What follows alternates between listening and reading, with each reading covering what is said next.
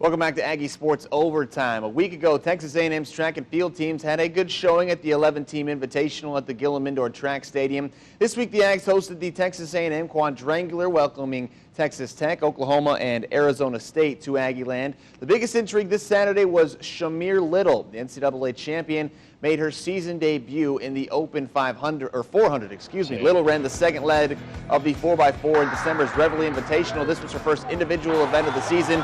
Perhaps she had a little rust to shake off. Oklahoma's Deshawn Robertson won a close finish over Little with a time of 52.62. Little finished in 52.96. She also ran in the 4x400 later in the day, in which the Aggies took first place.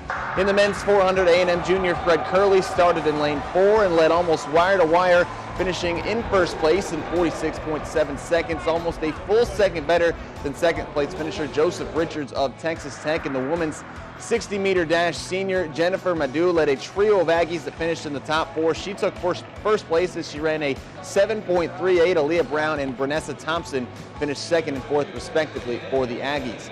60 meters was also good to the Aggie men. Devin Jenkins finished first in 6.71 seconds. Jenkins also took home first place in the 200, winning that event in 20.95 seconds.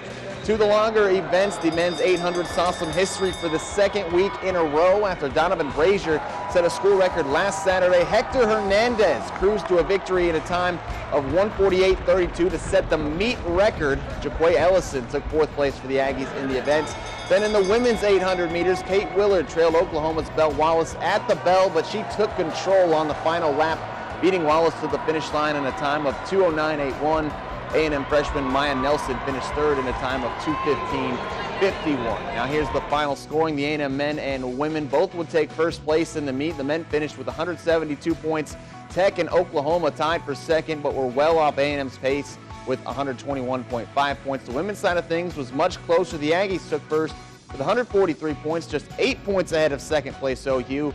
Texas Tech finished third. ASU would bring up the rear on both the men's and women's side.